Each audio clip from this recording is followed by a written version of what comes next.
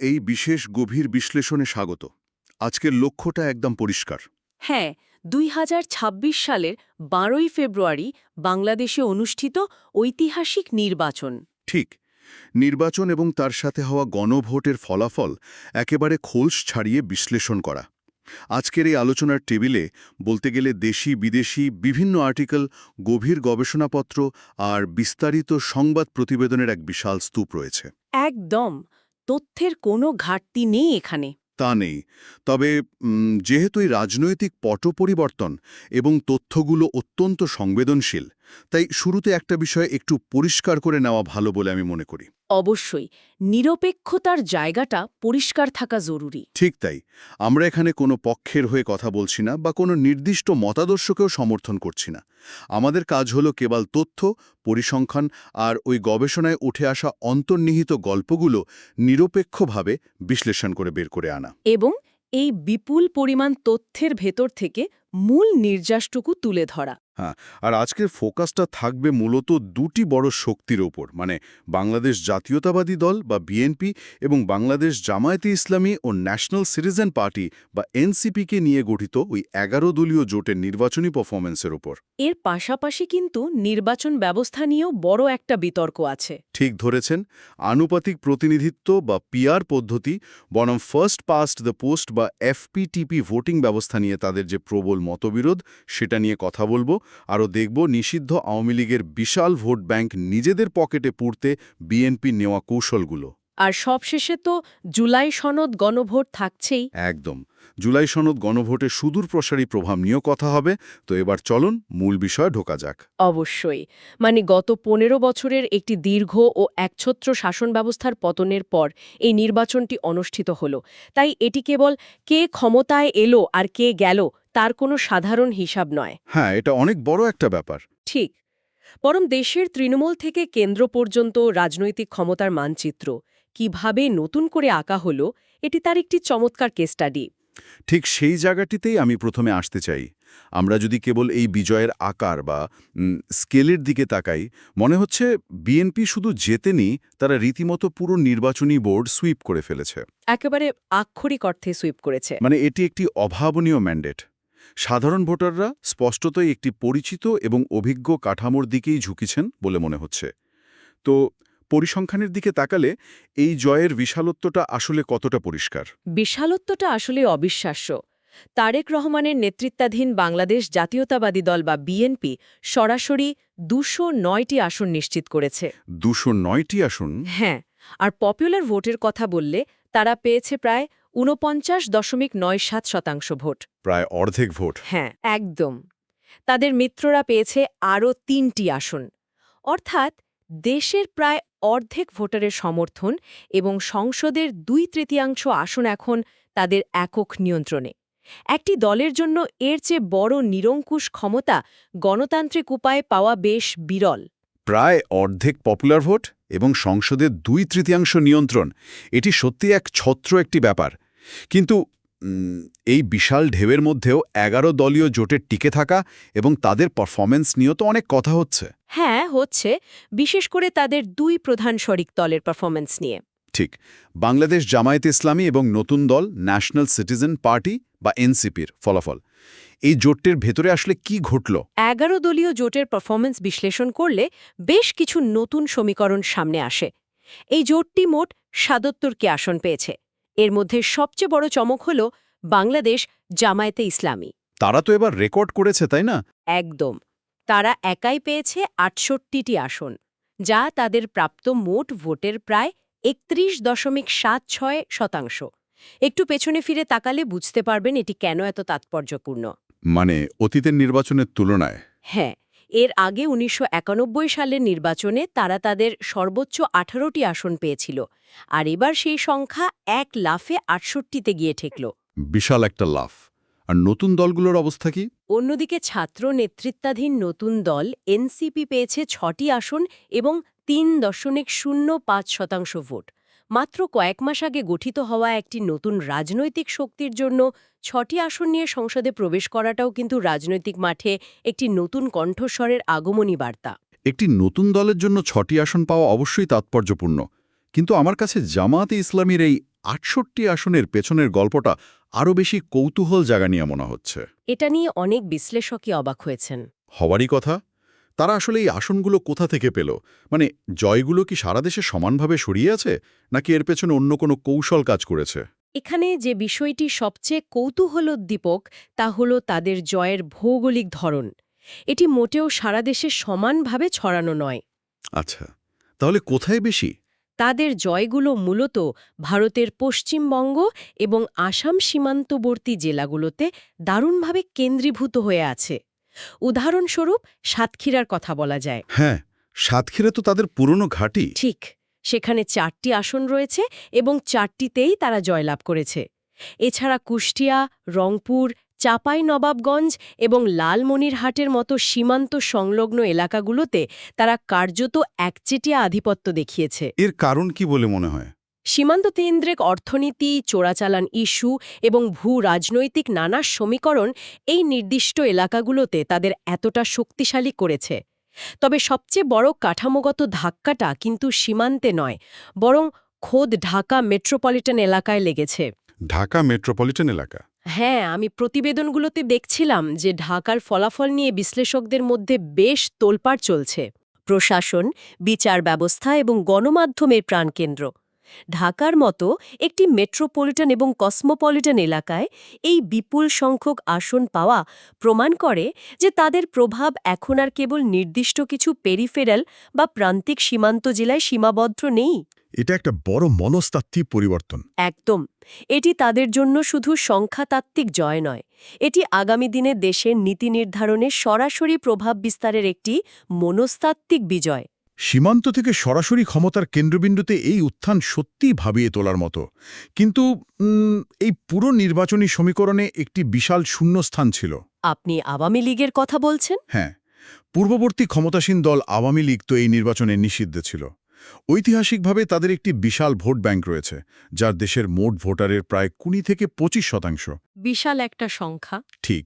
নির্বাচন বিশ্লেষকদের মনে সবচেয়ে বড় প্রশ্ন ছিল, এই বিশাল সংখ্যক ভোট আসলে গেল কোথায়?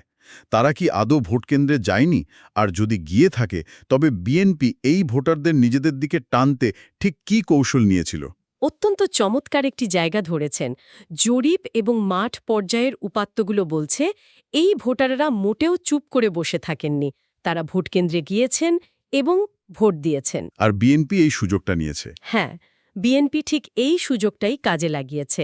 এখানে আদর্শ বা আইডিওলজির চেয়ে বাস্তবতা বা প্র্যাগম্যাটিজম অনেক বেশি কাজ করেছে। বাস্তবতা বলতে ঠিক কী বোঝাতে চাইছেন? মানে বিএনপি জানত এই বিপুল সংখ্যক ভোটার কোনো আদর্শিক কারণে নয়, বরং টিকে থাকার জন্য একটি রাজনৈতিক আশ্রয় বা ছাতা খুঁজছে। তাই তারা স্থানীয় পর্যায়ে আওয়ামী লীগের সাবেক অনেক শক্তিশালী নেতাকে সরাসরি নিজেদের দলে টেনে নিয়েছে। মানে যারা ১৫ বছর ধরে তাদের রাজনৈতিক প্রতিপক্ষ ছিল, তাদেরকেই তারা রাতারাতি দলে টেনে নিল? এর পেছনের মেকানিজমটা আসলে কি ছিল? শরীয়তপুরের একটি ঘটনার কথা উল্লেখ করলে বিষয়টি একেবারে পরিষ্কার হয়ে যাবে। সেখানে একজন স্থানীয় হেভিওয়েট নেতার কথা বলা হয়েছে, তিনি দীর্ঘদিন আওয়ামী লীগের রাজনীতির সাথে যুক্ত ছিলেন। আচ্ছা। কিন্তু পট পরিবর্তনের পর নিজের স্থানীয় আধিপত্য এবং ব্যবসা টিকিয়ে রাখতে তিনি দ্রুত বিএনপিতে যোগ দেন। আর মজার ব্যাপার হল তিনি বিএনপির টিকিটও পেয়ে যান। বাহ, একেই বলে রাজনীতির মাঠে সার্ভাইভাল অফ দ্য ফিটেস্ট। হ্যাঁ, কিন্তু গল্পটা তো এখানেই শেষ নয়। আরও আছে। চরম নাটকীয়তা ঘটে নির্বাচনের ঠিক আগে। যৌথ বাহিনীর একটি স্বাধীন অভিযানে এই সদ্য বিএনপিতে যোগ দেওয়া সাবেক আওয়ামী লীগ নেতা বিপুল পরিমাণ অস্ত্রসহ গ্রেফতার হন। সর্বনাশ। হ্যাঁ, এই একটি ঘটনাই প্রমাণ করে যে তৃণমূলের রাজনীতিতে আদর্শিক মেরুকরণের চেয়ে পেশি শক্তি, স্থানীয় প্রভাব এবং যে কোনো মূল্যে ক্ষমতার কাছাকাছি থাকার কৌশলটাই আসল। আর সাধারণ ভোটাররা এটা খুব ভালো করেই বোঝে। ঠিক। বিএনপি স্থানীয় পর্যায়ে এই ধরনের নেতাদের আইনি সুরক্ষার অলিখিত প্রতিশ্রুতি দিয়েছিল, যার ফলে সাবেক আওয়ামী লীগ ভোটাররা সহজেই তাদের দিকে হেলে পড়ে। গ্রামীণ বাংলাদেশের রাজনৈতিক কাঠামোর দিকে তাকালেই এই বাস্তবতার বিষয়টি খুব সহজে বোঝা যায়। গ্রামের মানুষের কাছে একজন সংসদ সদস্য তো শুধু আইন প্রণেতা নন। না, তিনি অনেক কিছুরই সমাধানকারী। একদম। তিনি হলেন চাকরি, নিরাপত্তা, স্থানীয় কোন্দর মেটানো এবং বিভিন্ন সমস্যা সমাধানের মূল কেন্দ্র, যেন একটি বিশাল বটগাছ। সাধারণ ভোটাররা, এমনকি যারা আগে কট্টর আওয়ামী লীগ করতেন, তারাও পরিস্থিতি দেখে বুঝতে পেরেছিলেন যে বিএনপি সরকার গঠন করতে যাচ্ছে। তাই তারা বিজয়ী দলের সাথেই থাকতে চেয়েছে। ঠিক, মূলত বিজয়ী দলের সাথে থাকার জন্যই তারা ধানের শীষে ভোট দিয়েছেন। একদম। তবে এই শূন্যস্থান পূরণের দৌড়ে আরেকটি অদ্ভুত সমীকরণ তৈরি হয়েছিল। জামায়াতে ইসলামীও কিন্তু বেশ ভালো সংখ্যক সাবেক আওয়ামী লীগ ভোটার টানতে সক্ষম হয়েছে। একটু থামাই আপনাকে, এই ব্যাপারটা তো একেবারেই সাংঘর্ষিক লাগছে। তাই তো মনে হওয়ার কথা। মানে একটি কেন্দ্র বামপন্থী বা ধর্মনিরপেক্ষ মতাদর্শের দলের ভোটাররা হঠাৎ করে একটি কট্টর ডানপন্থী ইসলামী দলকে ভোট দিচ্ছে, এটি কিভাবে সম্ভব? এর পেছনে কি যুক্তি থাকতে পারে? শুনতে চরম সাংঘর্ষিক মনে হলেও মাঠের বাস্তবতা ছিল ভিন্ন। ডেভিড বার্গম্যানের মতো বিশ্লেষকদের প্রতিবেদনগুলো ঘাঁটলে দেখা যায় এটি ছিল মূলত লেসার অফ টু ইভিলস, বা তুলনামূলক কম ক্ষতিকর বিকল্প বেছে নেওয়ার নীতি। কম ক্ষতিকর বিকল্প? হ্যাঁ, অনেক স্থানীয় এলাকায় গত ১৫ বছরের ক্ষোভের কারণে বিএনপির স্থানীয় নেতারা সাবেক আওয়ামী লীগ সমর্থকদের ওপর কঠোর এবং প্রতিশোধমূলক আচরণ করছিলেন। একটা রোষানল কাজ করছিল। ঠিক, সেই তুলনায় ওই নির্দিষ্ট এলাকাগুলোতে জামায়াতের স্থানীয় নেতৃত্ব অপেক্ষাকৃত শান্ত এবং কম প্রতিশোধপ্রবণ কৌশল নিয়েছিল। ফলে অনেক সাধারণ আওয়ামী লীগ সমর্থক নিজেদের জানমাল বাঁচাতে জামায়াতকে একটি নিরাপদ আশ্রয় হিসেবে বেছে নিয়েছিল। তার মানে এটা কোনো আদর্শিক পরিবর্তন নয়, একদমই না। স্রেফ স্থানীয় পর্যায়ের দমনপীড়ন থেকে বাঁচার একটি কৌশলগত ভোট ছিল। হ্যাঁ, কৌশলগত ভোট। আবার কিছু ভোটারের ক্ষেত্রে এটি ছিল এক ধরনের মনস্তাত্ত্বিক বৈধতা খোঁজার চেষ্টা। তারা হয়তো প্রমাণ করতে চেয়েছে তাদের দল ক্ষমতায় না থাকলে দেশে ইসলামপন্থী দলের উত্থান ঘটবে। এটা বেশ গভীর একটা পয়েন্ট। তবে এই বিক্ষিপ্ত কিছু ঘটনা সত্ত্বেও কাঠামোগত সুবিধা এবং দেশব্যাপী বিশাল নেটওয়ার্কের কারণে বিএনপি মূলত আওয়ামী লীগের এই শূন্যস্থান থেকে সবচেয়ে বেশি রাজনৈতিক ফায়দা লুটেছে। স্থানীয় পর্যায়ের এই পেশিশক্তি এবং টিকে থাকার লড়াই কিভাবে জাতীয় নির্বাচনের ফলাফল নির্ধারণ করে তা সত্যি অবাক করার মতো। আর যেহেতু বিএনপি তৃণমূলের এই বিশাল ক্ষমতা নিজেদের পক্ষে নিতে পেরেছে, তাই তারা বর্তমান ভোটিং সিস্টেম বা নির্বাচন ব্যবস্থা থেকেও সবচেয়ে বেশি লাভবান হয়েছে। হ্যাঁ, বর্তমান ব্যবস্থাটাই তাদের সবচেয়ে বড় হাতিয়ার। যা আমাদের নিয়ে যাচ্ছে এই নির্বাচনের সবচেয়ে বড় কাঠামোগত বিতর্কের দিকে, মানে আনুপাতিক প্রতিনিধিত্ব বা পিআর পদ্ধতি বনাম ফার্স্ট পাস দ্য পোস্ট বা এফপিটিপি ব্যবস্থা। এই দুটি জোট তো নির্বাচন ব্যবস্থা নিয়ে রীতিমতো যুদ্ধাবস্থায় ছিল। হ্যাঁ, এবং এই অবস্থানগুলো সম্পূর্ণ বিপরীতমুখী ছিল। বিএনপি বর্তমান ফার্স্ট পাস্ট দ্য পোস্ট বা এফপিটিপি ব্যবস্থাকে দাঁতে দাঁত চেপে সমর্থন করে এসেছে। কারণটা তো দেখাই যাচ্ছে। ঠিক, কারণটা তাদের ফলাফলের দিকে তাকালেই স্পষ্ট। বড় দল হিসেবে এটি তাদের জন্য সবসময় লাভজনক। এই নির্বাচনে বিএনপি প্রায় ৫০% পপুলার ভোট পেয়েও সংসদের প্রায় ৭০%-এর বেশি আসন দখল করতে পেরেছে। এটা কিভাবে কাজ করে একটু সহজ করে বলবেন? এফপিটিপি পদ্ধতিতে একটি নির্দিষ্ট আসনে যে প্রার্থী সবচেয়ে বেশি ভোট পান তিনিই নির্বাচিত হন। ধরা যাক কোনো আসনে বিএনপি পেল ৪০% ভোট, আর বাকি ৬০% ভোট ৩টি দলের মধ্যে ভাগ হয়ে গেল। তাহলে ৪০% পেয়েও বিএনপি জিতে গেল। একদম, এখানে বিএনপি জয়ী হবে এবং এই বিরোধী ৬০% ভোটারের কোনো প্রতিনিধি সংসদে থাকবে না। তাদের ভোটগুলো এক অর্থে নষ্ট হয়ে গেল। আর ঠিক এই কারণেই ১১ দলীয় জোট, বিশেষ করে জামায়াত এবং এনসিপি, এই ব্যবস্থার ঘোর বিরোধী ছিল। কারণ তারা বুঝতে পেরেছিল যে দেশ জুড়ে তাদের সমর্থন বাড়লেও এফপিটিপি ব্যবস্থায় তারা মাঠ পর্যায়ে বিএনপির কাছে মার খেয়ে যাবে। তারা তো এটা নিয়ে বেশ আন্দোলনও করেছে। হ্যাঁ, তারা তো ২০২৫ সালের নভেম্বরে এই আনুপাতিক প্রতিনিধিত্ব বা পিআর ব্যবস্থার দাবিতে রীতিমতো রাজপথে ব্যাপক আন্দোলনও করেছিল। একদম। পিআর বা আনুপাতিক প্রতিনিধিত্ব ব্যবস্থাটি হল সম্পূর্ণ ভিন্ন একটি ধারণা। এই ব্যবস্থায় ভোটিংটা কোনো নির্দিষ্ট প্রার্থীর জন্য হয় না, হয় দলের মার্কায়। মানে পুরো দেশের হিসাব? হ্যাঁ, ধরা যাক পুরো দেশে একটি দল মোট ভোটের ৩১% পেল। পিআর ব্যবস্থায় সেই দল সংসদের মোট আসনের ঠিক ৩১%ই পাবে। তাহলে কোনো ভোটই আসলে নষ্ট হচ্ছে না?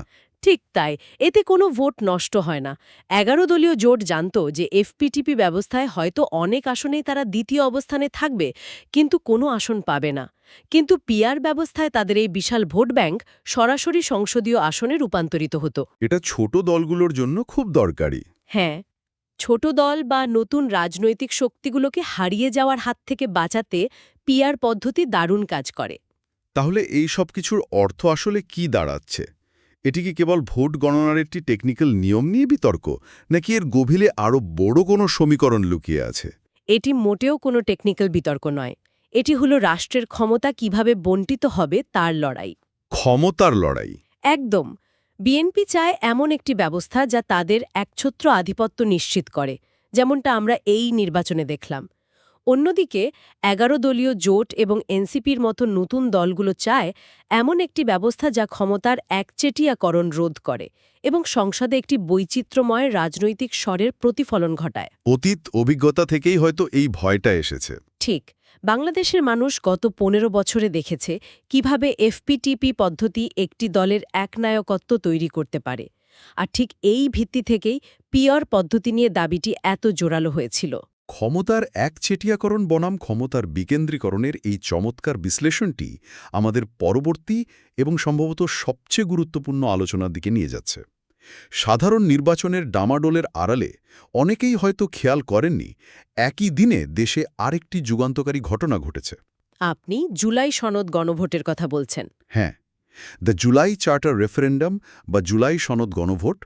ফলাফল বলছে ৬৮.৫৯% ভোটার, যা সংখ্যার হিসাবে প্রায় ৪,৮২,০০,০০০ মানুষ এই সনদের পক্ষে বা হ্যাঁ ভোট দিয়েছেন। বিশাল একটা ম্যান্ডেট। এই বিশাল ম্যান্ডেট আসলে কি বার্তা দিচ্ছে? এই গণভোটের ফলাফল দেশের ভবিষ্যৎ রাজনৈতিক কাঠামোর জন্য অভাবনীয় তাৎপর্য বহন করে। যদি আমরা বৃহত্তর প্রেক্ষাপটে দেখি, এই গণভোট কেবল হ্যাঁ বা না এর একটি সাধারণ আনুষ্ঠানিকতা ছিল না। তাহলে এটা আসলে কি? এটি হল জুলাই সনদের অধীনে থাকা ৮০টির বেশি কাঠামোগত সংস্কার প্রস্তাব বাস্তবায়নের পক্ষে জনগণের একটি দ্ব্যর্থহীন নির্দেশ। ২০২৪ সালের জুলাই অভ্যুত্থানের মধ্য দিয়ে ছাত্র জনতা যে নতুন বাংলাদেশের স্বপ্ন দেখেছিল, এই গণভোট হল সেই আকাঙ্ক্ষার প্রাতিষ্ঠানিক রূপরেখা। এই সনদের ভেতরে থাকা সংস্কারগুলো কিন্তু রীতিমতো বৈপ্লবিক। এর মাধ্যমে সবচেয়ে বড় যে কাঠামোগত পরিবর্তনটি আসতে যাচ্ছে তা হল একটি দ্বিকক্ষ বিশিষ্ট সংসদ বা বাইক্যামেরাল লেজিসলেচার গঠন। হ্যাঁ, উচ্চকক্ষ এবং নিম্নকক্ষ। ঠিক। একটি উচ্চকক্ষ বা আপার হাউস গঠিত হবে, যেখানে ১০৫টি আসন থাকবে। আর সবচেয়ে চমকপ্রদ বিষয় হল, নিম্নকক্ষে বিএনপি এফপিটিপি পদ্ধতি ধরে রাখলেও এই উচ্চকক্ষের ১০০টি আসন নির্ধারিত হবে রাজনৈতিক দলগুলোর প্রাপ্ত ভোটের আনুপাতিক হারে বা পিআর পদ্ধতিতে। মানে যেটা নিয়ে এতক্ষণ আমরা কথা বলছিলাম। একদম। অর্থাৎ দেশের মানুষ রাজপথে যে পদ্ধতির দাবি জানিয়েছিল, উচ্চকক্ষে ঠিক সেই পদ্ধতিতেই প্রতিনিধি নির্বাচন করা হবে। এছাড়াও প্রধানমন্ত্রীর মেয়াদ নির্দিষ্ট করা এবং নারীর রাজনৈতিক প্রতিনিধিত্ব বাড়ানোর মতো বিষয়গুলো এই সনদে রয়েছে। কিন্তু এখানে একটি সাংবিধানিক খটকা এবং চরম বাস্তবধর্মী সংকট লুকিয়ে আছে। সংকটটা কি নিয়ে? আইনের একটি ধারা নিয়ে নির্বাচনের আগে থেকেই ব্যাপক বিতর্ক চলছিল। প্রাথমিক প্রস্তাবে কথা ছিল যে গণভোটে এই সনদ পাশ হলে ১৮০ দিনের মধ্যে এটি স্বয়ংক্রিয়ভাবে আইনে পরিণত হবে। আচ্ছা। কিন্তু পরবর্তী সময়ে আইনি এবং সাংবিধানিক জটিলতার অজুহাত দেখিয়ে সেই স্বয়ংক্রিয়ভাবে আইনে পরিণত হওয়ার ধারাটি বাতিল করা হয়েছে। এর মানে কি? এই যে জনগণ হ্যাঁ ভোট দিলেও এটি নিজে থেকে কার্যকর হবে না? ঠিক ধরেছেন। এর মানে হল, নতুন নির্বাচিত বিএনপি নেতৃত্বাধীন যে সংসদ গঠিত হতে যাচ্ছে, তাদেরকেই এখন ১৮০ কার্যদিবসের মধ্যে সংসদে বিল পাশের মাধ্যমে এই সংস্কারগুলো বাস্তবায়ন করতে হবে। তার মানে যাদের হাতে নিম্নকক্ষের নিরঙ্কুশ ক্ষমতা রয়েছে, তাদেরকেই বলা হচ্ছে এমন একটি উচ্চকক্ষ তৈরি করার আইন পাস করতে, যা মূলত তাদের নিজেদের ক্ষমতাকেই খর্ব করবে। শুনতে অদ্ভুত লাগলেও এটাই সত্যি। তারা কি স্বেচ্ছায় নিজেদের ক্ষমতা কমানোর এই বিলে পাস করবে? এটাই হলো বর্তমান রাজনৈতিক প্রেক্ষাপটের সবচেয়ে বড় $1 মিলিয়ন প্রশ্ন। সংসদে তাদের ২/৩ সংখ্যাগরিষ্ঠতা রয়েছে, কিন্তু তারা যদি টালবাহানা করে বা এই সংস্কারগুলো বাস্তবায়ন না করে, তবে জুলাই গণ অভ্যুত্থানের মূল আকাঙ্ক্ষা মারাত্মকভাবে হোঁচট খাবে। কিন্তু জনগণের একটা চাপ তো থাকবেই। অবশ্যই এটাও ভুলে গেলে চলবে না যে জনগণের প্রবল চাপ সারাক্ষণ তাদের ওপর থাকবে। 4,82,00,000 মানুষ সরাসরি এই সনদের পক্ষে রায় দিয়েছে। কোনো নির্বাচিত সরকারই এত বড় জনরায়কে সম্পূর্ণ উপেক্ষা করার সাহস সহজে দেখাবে না। এটা একটা বড় লিটমাস টেস্ট। একদম। এটি বিএনপির নেতৃত্বাধীন নতুন সরকারের জন্য শুধু একটি আইনি পরীক্ষা নয়, এটি তাদের রাজনৈতিক সদিচ্ছার সবচেয়ে বড় পরীক্ষা। দারুণ বলেছেন। আজকের এই পুরো আলোচনাটি যদি আমরা একটি ফ্রেমে বাঁধার চেষ্টা করি, তবে বাংলাদেশের রাজনীতির একটি সম্পূর্ণ নতুন চিত্র আমাদের সামনে ভেসে ওঠে। হ্যাঁ, অনেকগুলো ডাইনামিক্স একসাথে কাজ করছে। একদিকে আমরা দেখলাম কিভাবে ফার্স্ট পাস দ্য পোস্ট বা এফটিটিপি ব্যবস্থার কাঠামোগত সুবিধা এবং নিষিদ্ধ আওয়ামী লীগের শূন্যস্থান পূরণে চরম প্র্যাগম্যাটিক কৌশল কাজে লাগিয়ে বিএনপি একটি বিশাল ও একচেটিয়া জয় তুলে নিয়েছে। অন্যদিকে জামায়াতে ইসলামীর নতুন উত্থান। ঠিক, জামায়াতে ইসলামীর মতো দলের নির্দিষ্ট কিছু সীমান্ত এলাকায় একছত্র আধিপত্য এবং খোদ রাজধানী ঢাকায় অভাবনীয় উত্থান রাজনৈতিক সমীকরণে সম্পূর্ণ নতুন মাত্রা যোগ করেছে। আর সংস্কারের লড়াইটা তো থেকেই যাচ্ছে। হ্যাঁ, আর সবশেষে আমরা দেখলাম নির্বাচন পদ্ধতি এবং রাষ্ট্রের মৌলিক কাঠামো পরিবর্তন নিয়ে দলগুলোর মধ্যে যে মতাদর্শগত লড়াই, বিশেষ করে আনুপাতিক প্রতিনিধিত্ব এবং জুলাই সনদের বাস্তবায়ন নিয়ে যে আইনি দড়ি টানাটানি শুরু হতে যাচ্ছে, তা দেশের ভবিষ্যৎ নির্ধারণ করে দেবে। একদমই তাই। নির্বাচন এবং গণভোটের এই জোড়া ফলাফল দেশের রাজনৈতিক মানচিত্রকে শুধু নতুন করেই আঁকেনি, বরং ক্ষমতার ভারসাম্য নিয়ে এক নতুন বিতর্কের জন্ম দিয়েছে। আর এই রাজনৈতিক পরিসংখ্যান, ভোটিং সিস্টেমের মারপ্যাচ বা আইনি জটিলতাগুলো কিন্তু কেবল সংসদের ভেতরে থাকা রাজনীতিকদের আলোচনার বিষয় নয়। দেশের প্রতিটি নাগরিকের দৈনন্দিন জীবনে ক্ষমতার ভারসাম্য কিভাবে কাজ করে, তাদের গণতান্ত্রিক অধিকার কিভাবে সংরক্ষিত হয় এবং রাষ্ট্র কিভাবে পরিচালিত হয়, তা গভীরভাবে বোঝার জন্য এই বিষয়গুলোর পেছনের মেকানিজম জানাটা অত্যন্ত জরুরি। সাধারণ মানুষের অংশগ্রহণ ছাড়া তো আসলে গণতন্ত্র পূর্ণতা পায় না। ঠিক বলেছেন। তাই আজকের এই বিশ্লেষণ শেষ করার আগে যে চিন্তার জায়গাটি তৈরি হয় তা হল একটু ভেবে দেখার মতো বিষয়। একই রাষ্ট্রের কাঠামোর ভেতরে নিম্নকক্ষে একটি নির্দিষ্ট দল এফপিটিপি ব্যবস্থায় নিরঙ্কুশ সংখ্যাগরিষ্ঠতা নিয়ে বসে আছে।